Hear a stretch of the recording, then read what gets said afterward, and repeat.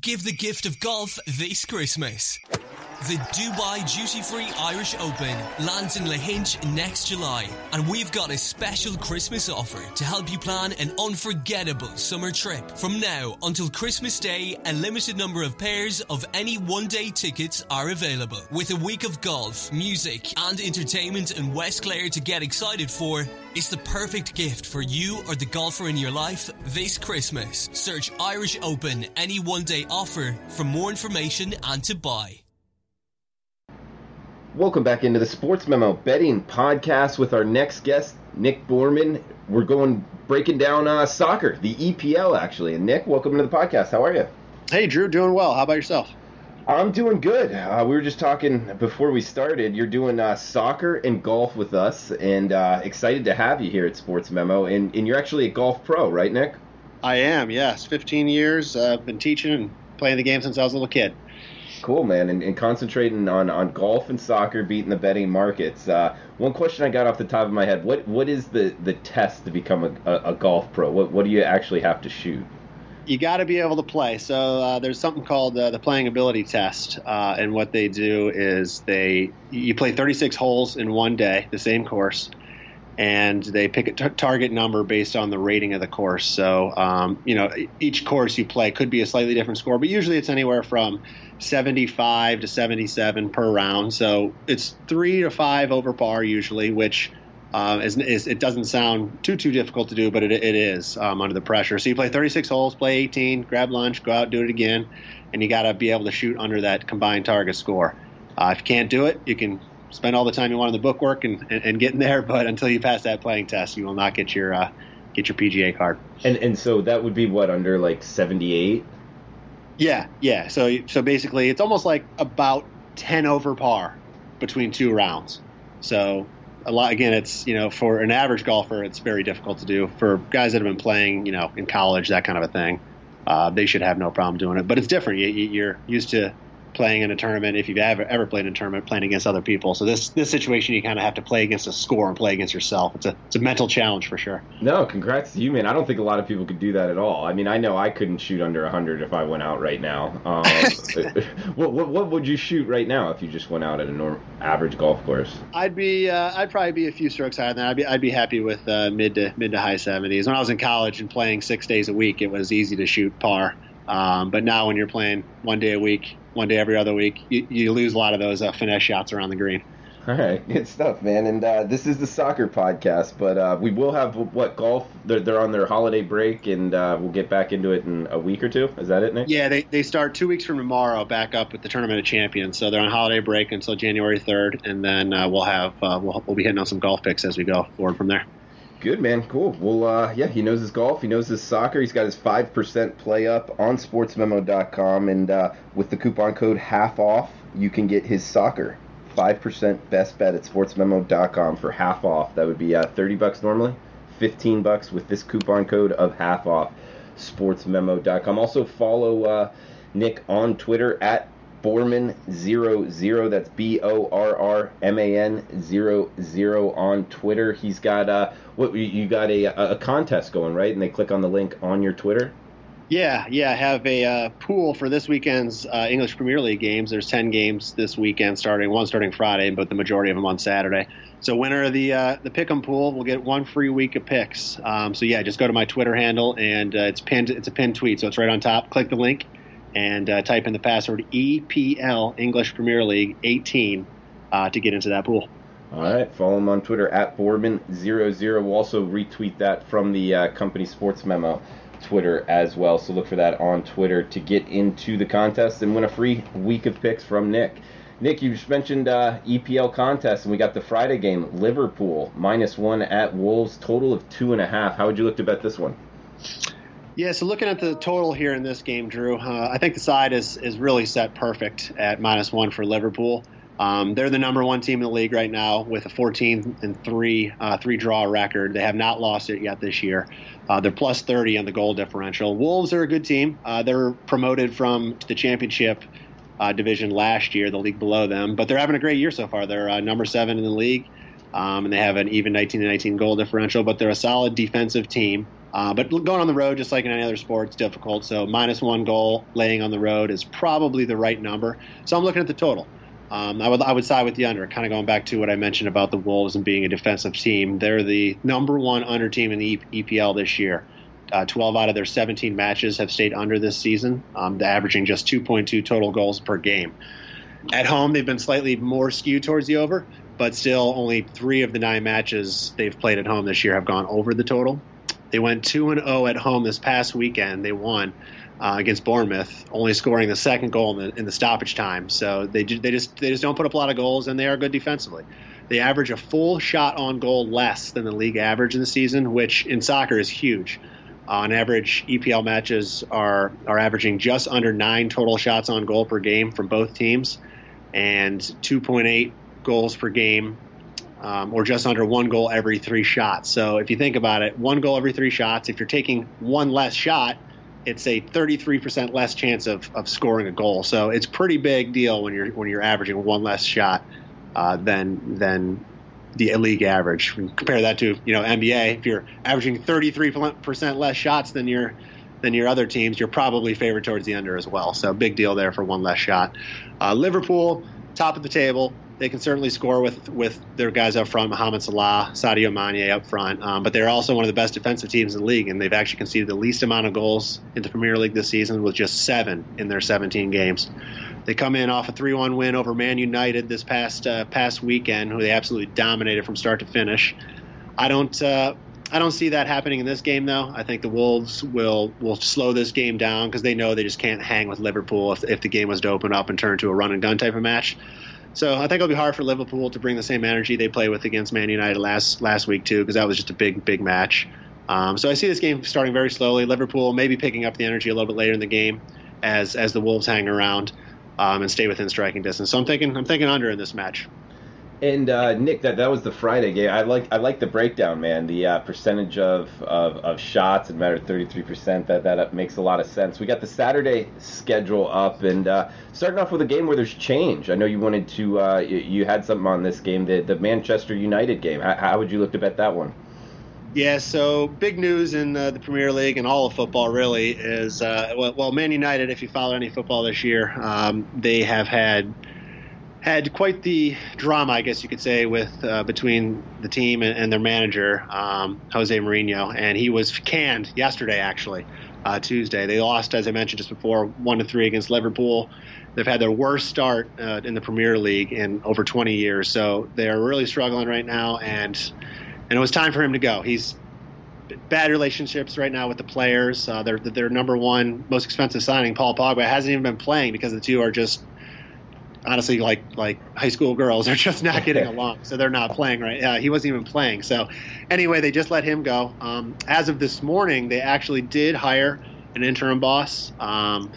His name's Ole Gunnar. I don't even know how to pronounce his last name. I'm not familiar with the guy, but I did look him up. Ole Gunnar Solskjaer, I believe is how you say it, to fill the role until the end of the season. So he was an ex-United player for 11 years in the late 90s and early 2000s.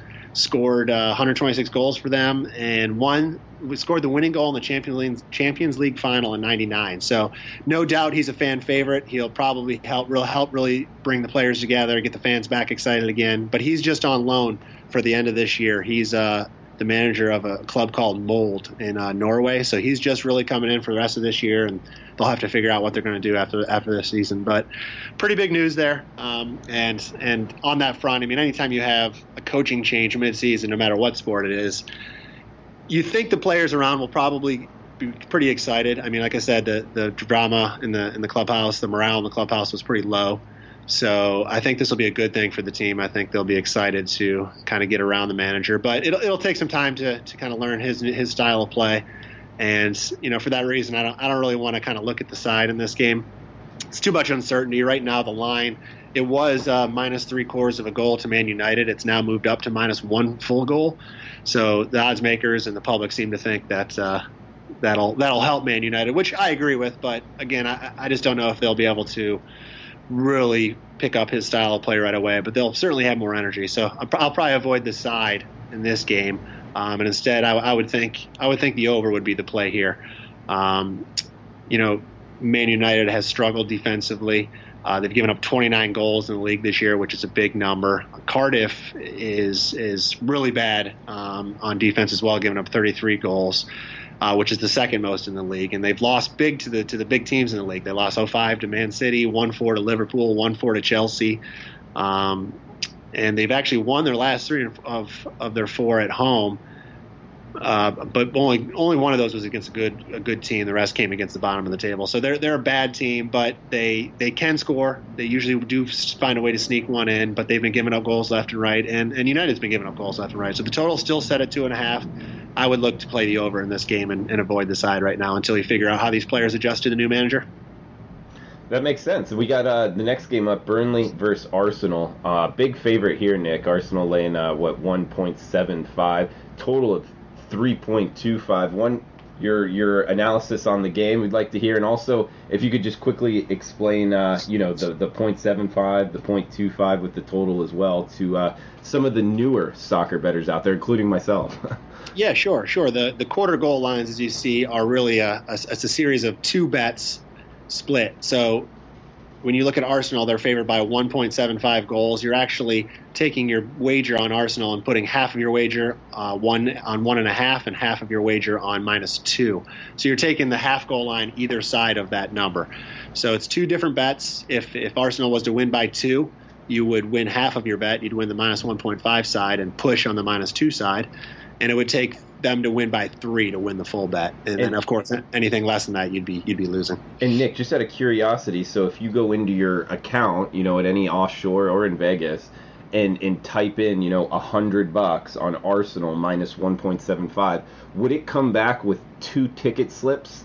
Or would it all be in 1 ticket slip? No, it would all be in 1 ticket slip. And then when they grade the play, they would grade it as a half win. They might call it something different, but it's graded as a half win, and your account would be credited $50 in the event they won by 2 goals. So you would get half of that money back. But no, just 1 slip.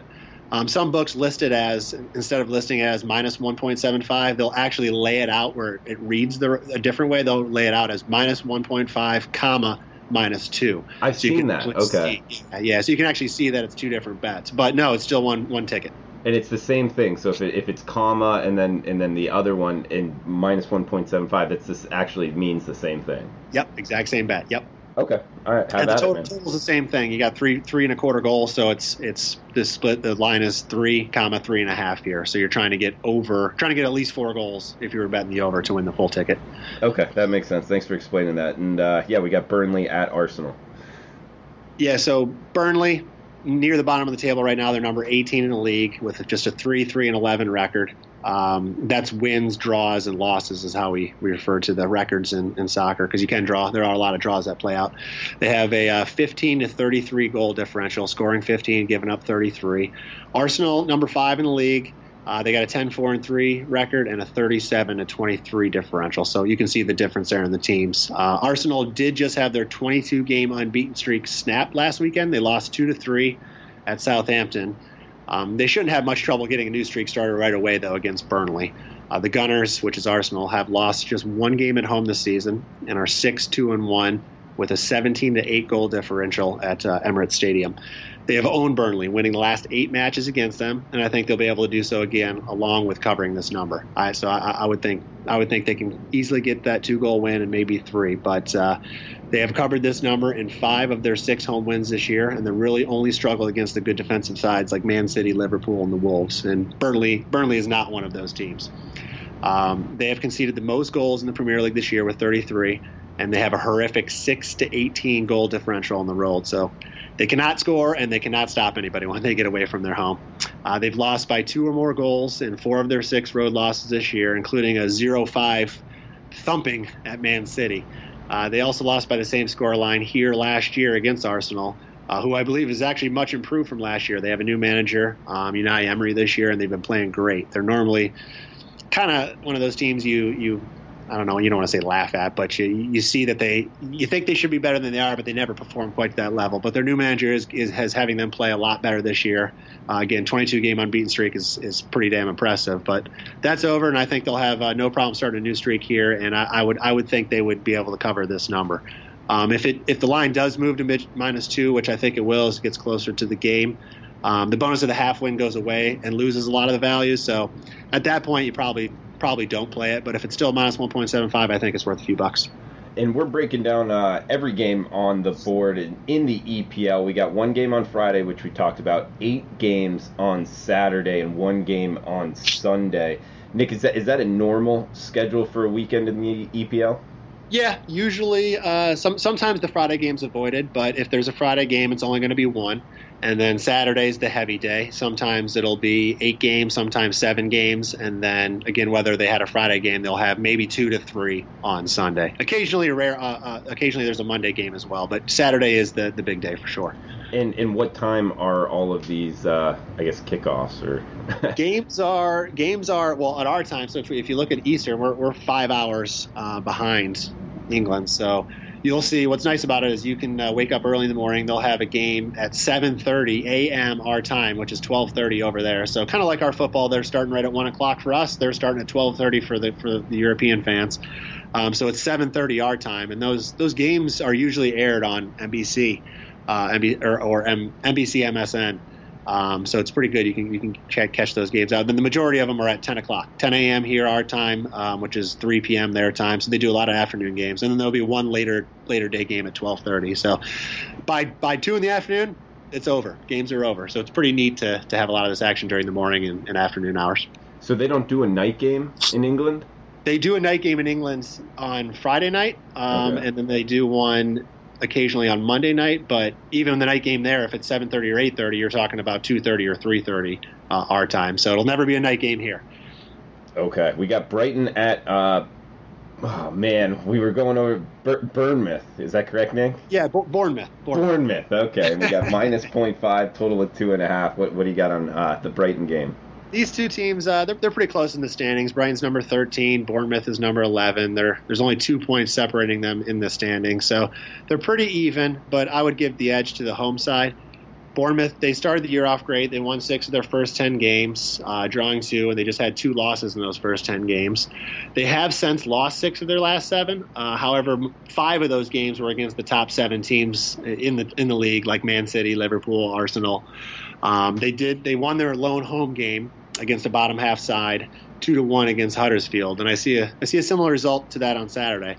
Minus the 3 losses at home against Liverpool, Arsenal, and Man United, they have been great at Vitality Stadium with 4 wins and 2 draws, scoring at least 2 goals in each match. They also won this matchup last year at home 2-1. Brighton, they lost their last 2 matches at home last week against Chelsea. Although they did cover the plus 1.25 spread, which I gave out as one of my free picks from last week's pod, and they lost at Burnley 2 weeks ago. Brighton has just 2 road wins this season, along with 1 draw, and they have 6 losses. Their 2 wins were against teams lower than them in the standings, Newcastle and Huddersfield, who are down there near the bottom. But they've otherwise struggled against the mid-table teams like Bournemouth. They lost 0-2 at Watford, 1-3 at Everton, along with some bad losses, as well as the previously mentioned Burnley loss, 1-2. They lost 1-2 at Cardiff as well. So they can't beat the mid teams. They can't beat the bottom teams. So they're just not a good road team this year. And I think they're going to struggle at Bournemouth. So I think that side, or the edge, goes to the home side here.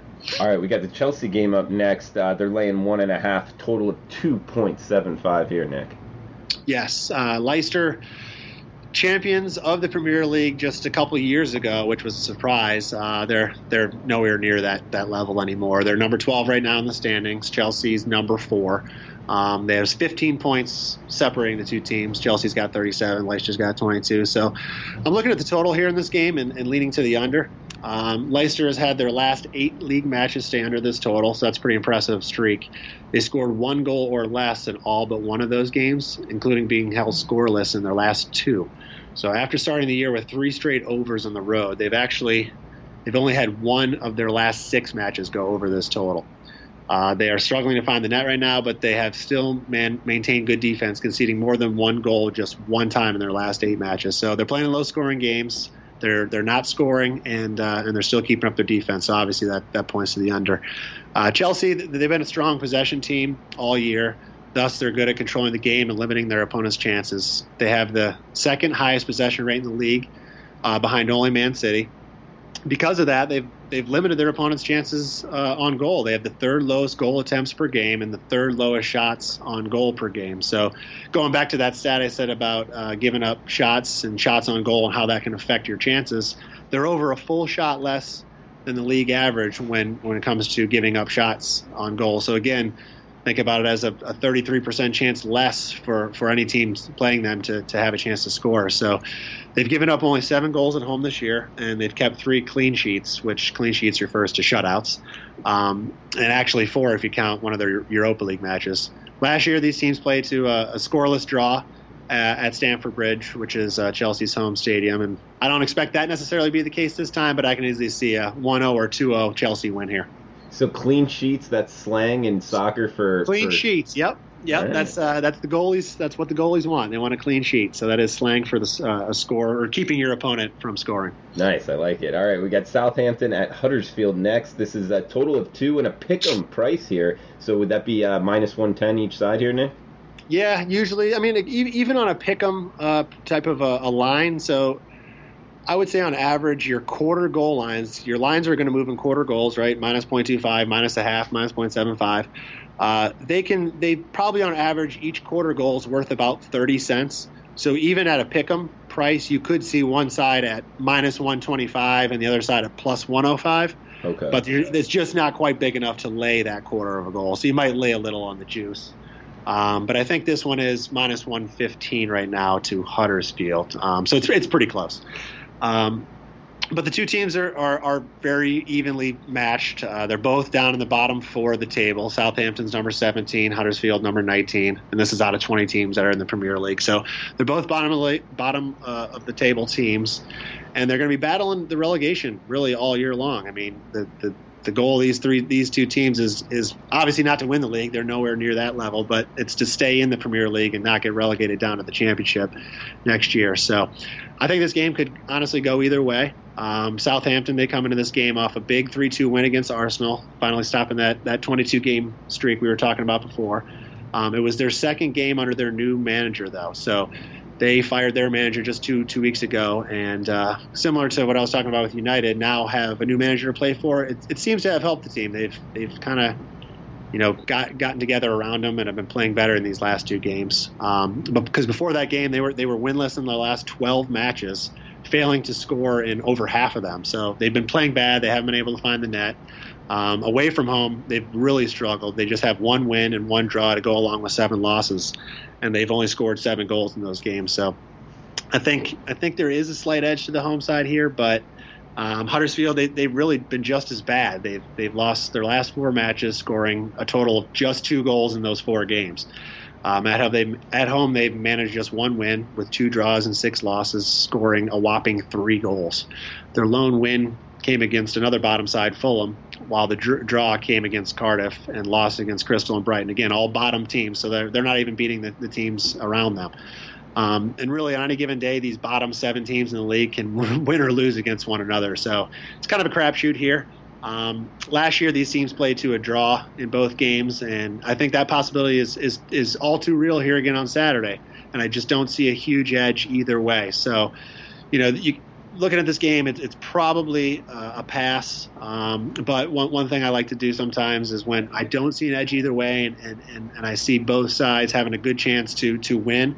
And neither team wants to lose. Again, you want to be able to gain as many points as possible when you're at the bottom, because when it comes down to the year end or end of the year, I mean, every single point will matter in staying in the promotion, staying in the Premier League. So I think these teams could play to a draw, and the draw right now, which is currently at plus 150 to plus 160, is probably worth a few bucks.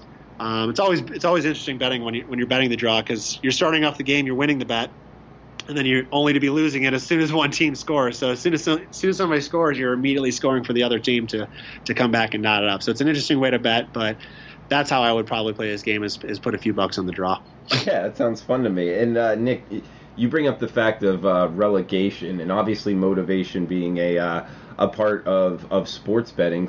In some sports more than others. Would you compare it to kind of the NBA, where teams like, tanking? How would you compare that to kind of American sports as far as relegation? Are these players really trying not to be relegated, or could they care less? For sure, no. It's pretty much the answer to what you're referring to as tanking in the NBA. NBA teams, they lose the games, as we've heard over the years, to try to get those lottery picks for the draft for the following year, but that doesn't happen in soccer. So you don't want to be relegated from the top leagues. The top leagues have all the advertising money coming in for TV rights. So there's a lot more money for the teams, a lot more money for the players when you're in the big leagues. And in the Premier League, the bottom three teams get relegated down to the level below them, which is called the Championship. And these teams do not want to get relegated. They absolutely want to stay in the top league. So they will be fighting tooth and nail to scrape every point and to make sure they stay in there. So it presents some pretty cool battles for the bottom place teams, the last few weeks of the year, where normally you'd be looking at them like, who gives a crap? The season's over for these guys. Why does it even matter? But the fans, the players, everybody really gets around those last few games as they need every point they can get. And guys, check out sportsmemo.com. Nick has his Saturday EPL top-rated 5% play up on the homepage. You can get it for $30 there, or you can use the coupon code at checkout at sportsmemo.com, soccer half at checkout, and get it for half off. Just $15 for his 5% top play going this weekend. We got 3 more games on Saturday, 1 on Sunday. We'll quickly hit them. Crystal Palace, Manchester City, minus 2.25, total of 3.5, Nick. Man City, one of the best teams on the planet. They did just lose against Chelsea, their first loss of the year. But they're really almost unbeatable when it comes to playing at home. They're perfect 9-0. They've scored 33 goals in those games, which is nearly 4 per game, while conceding just a total of 6. So not many teams have any luck when they go into Manchester and try to win the game. And usually at home, they're always favored by lines like this: 2 goals, 2.5 goals. This one 2.25 goals, unless they're playing one of the top 4 teams. So this is not uncommon for them, and they've actually managed to do pretty well against the spreads. They're still 4-3, trying to cover lines as big as this. So they certainly have the firepower to be able to do so. And I think after that loss with Chelsea, I think they're going to come back motivated here. And I kind of feel bad for Crystal Palace to be the next one up, because I think they're going to come back. I think they're going to come out firing. I mean, they got guys: Sergio Aguero, Gabriel Jesus, Leroy Sané. I mean, the list goes on and on. It really is a Premier League all-star roster just on this team alone. So I think they'll be able to cover this number in this game. Crystal is they're just Crystal. They're down where they usually reside every year in the Premier League. They're struggling on the road. After winning their first 2 of the 3 on the road at home this year, they've now lost 5 of 6. Although they were able to earn a 0-0 draw at Man United, but we know that wasn't really as impressive as it once was as a United situation. They conceded 3 goals to each West Ham and Brighton in their last 2 road games, which are not good teams. And of course, that's not a good sign when you're heading to Man City that you're struggling to keep people off the score sheet. They've actually not lost by more than 2 goals all season, but they don't have a good history when they travel to Manchester to face City. In their last 4 trips, each of the last 4 years, they've lost by at least 3 goals in each game and haven't scored a single goal. So the 2 most recent losses last 2 years were both 0-5. So I don't like their chances here. I think Man City can cover this number. And what I would do, instead of taking 2.25 here, I would look to try to get it at the full 2.5. Because at least at 2.5, you can probably get a price around plus 115 to plus 120. So I think it's worth it there to take the extra quarter goal, take away the chance for just a half loss, but get a better number. We got Fulham, Newcastle laying a half goal, 2.5 the total, Nick. All right, so Fulham dead last in the league. They have just 2 wins, 3 draws on the year to go along with 2 wins, 3 draws to go along with 12 losses on the year. Newcastle, little better. They sit 14th in the table with 4 wins and 4 draws in their games. Both teams are newly promoted from the Championship. Fulham was promoted this year, and Newcastle was promoted last year. So these teams are familiar with each other, just not necessarily in the Premier League, but in the Championship division. But Fulham, they've just been completely overmatched this year in the Premier League, and they just can't stop anyone from scoring. They've given up the most goals in the league with 42. And they've managed no clean sheets, Drew, your term, this entire year. And they're currently on a run of 10 losses in their last 12 games. On the road, they've been even worse. I mean, they got just 1 draw this year, and to go along with 8 losses, and they've scored 6 goals in 9 games. They're in a current 7-game winless streak, and they failed to score in 5 of those. I mean, they just can't do anything right now. Granted, they have played a pretty tough schedule, playing Liverpool, Man City, Chelsea, and United on the road already. But they also lost to Huddersfield and Cardiff, who are numbers 19 and 16 in the table. So they can't beat anybody. Newcastle, they've earned points in nearly half of their games this year. So, again, not a great team, but playing better than Fulham is. And at home, it's actually kind of been worse. They've only had 2 wins in their 9 games at home, which is kind of weird to think about. But they've had a tough home schedule, and they haven't played any team lower than them in the standings. So their 2 wins did come against teams in the mid-table, Bournemouth and Watford, who are similar to Newcastle. So it shows they can beat teams that are decent. So I think they'll have a good chance to beat Fulham here, because I just don't see Fulham doing anything. I mean, all year long they've just struggled. So I would go with Newcastle here in this game. And we got one more Saturday game, and then the last one, the Tottenham game on Sunday. We got Watford at West Ham. West Ham laying the quarter goal, minus 0.25, total of 2.75, Nick. Yeah, hard to get much closer in the standings than these two teams. They're tied right now with the same points, and West Ham is technically ahead of them in the rankings because of goal differential by just 2 goals. So very close teams, very close in the standings. However, they're going in opposite directions. West Ham started the year terribly. They lost their first 4 games of the year.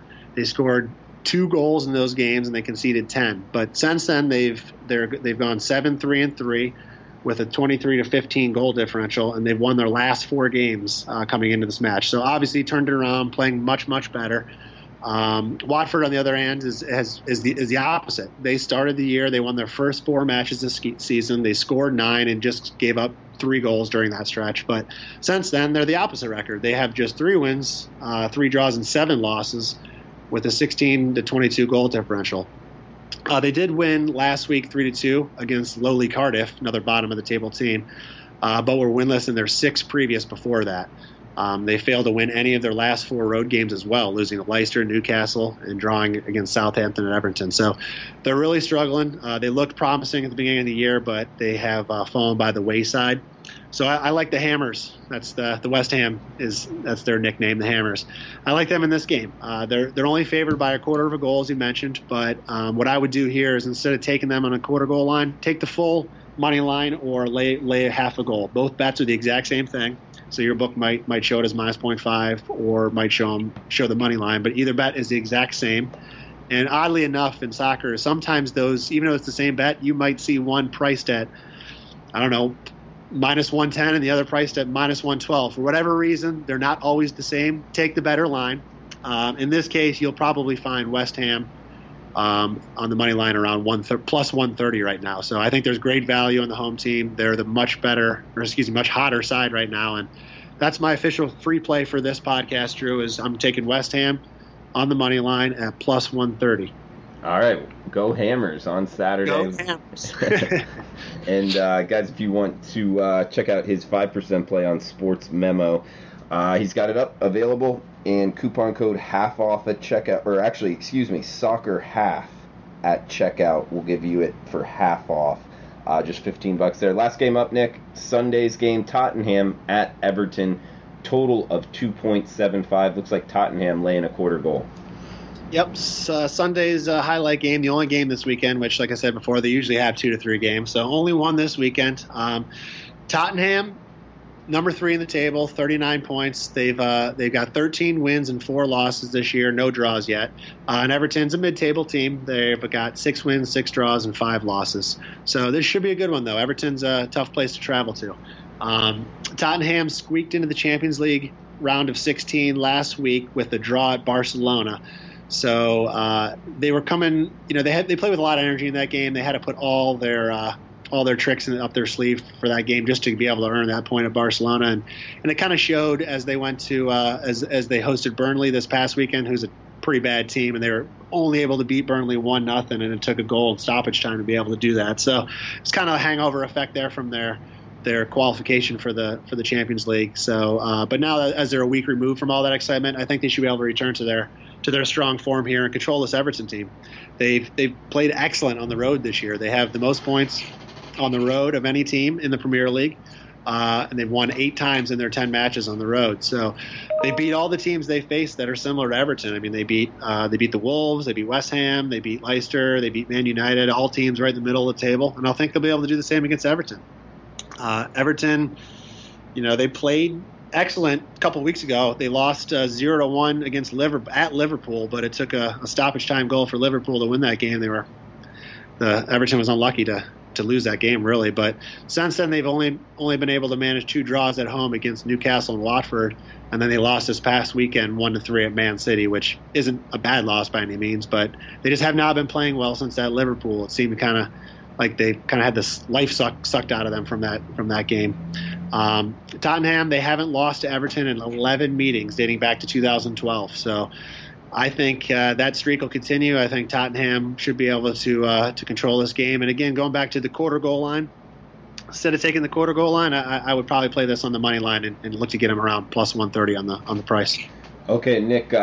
Just to go back to your hammer pick, the top play for the podcast. I got my Bet Online account up. I'm wanting to join you here. I got 10 a.m. 10319 West Ham. Looks like I can take him pick, minus half at minus 102, or I can take him at plus 128. Okay, so the pick minus minus a half is that minus quarter goal line we were talking about, and the money line at plus 128 is the way I recommend to play this game. So if Watford wins or these teams draw, you're going to lose the bet on West. But if you played the quarter goal line, if they draw, you would only lose half of your bet because half of your bet is on the zero line. So you're taking away the chance of just a half a loss. And so you're either going to win or lose this bet. But I think the value is there at plus 130. I mean, it's a great return on 2 teams and trending in different directions. I mean, Hammers are hot. Watford is not. But it would still be correlated on the pick 'em minus half, right? So say that again? It would still be, it's almost like the same bet, just safer to be pick 'em or minus half, minus half. It's not quite the same bet. I mean, it's you have to win by a goal to win it. So winning wise, it is. The only difference is you can actually you could look at it as you're risking half of your bet to win your full bet, because if they draw, you're only losing half your bet. So going back to your $100 scenario, if these 2 teams draw and you bet $100 on West Ham minus a quarter, you're only going to lose $50. So it does present a unique ability to kind of mitigate your losses. Of course, if Watford wins, you're going to lose the full amount. So they are a little bit different. If they draw, when you bet the money line on West Ham, you're going to lose your full $100, but you're going to win 130. So I think the value is good enough to take them on the money line. All right, man. Anything else you want to throw out before we shut this down? I would say over the next 2 weeks, the Premier League, they play a lot of matches here in the next 2 weeks. Each team has 4 matches in the next 2 weeks. They always do this every year around the holidays. So everybody's going to play the day after Christmas, which is midweek, then the following weekend, then the following midweek, and the following weekend. So there'll be a ton of games on TV. I recommend everybody to look up your local lineup and see what time games are on, see what games are on, and tune in and check it out. There'll be a lot of games, a lot of good teams playing, and if you haven't been able to catch any soccer this year, this will be a good time to do it, as most people are off this time of year.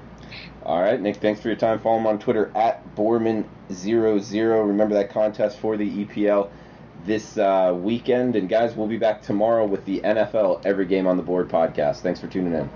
Give the gift of golf this Christmas. The Dubai Duty-Free Irish Open lands in Lahinch next July, and we've got a special Christmas offer to help you plan an unforgettable summer trip. From now until Christmas Day, a limited number of pairs of any one-day tickets are available. With a week of golf, music, and entertainment in West Clare to get excited for, it's the perfect gift for you or the golfer in your life this Christmas. Search Irish Open any one-day offer for more information and to buy. Give the gift of golf this Christmas.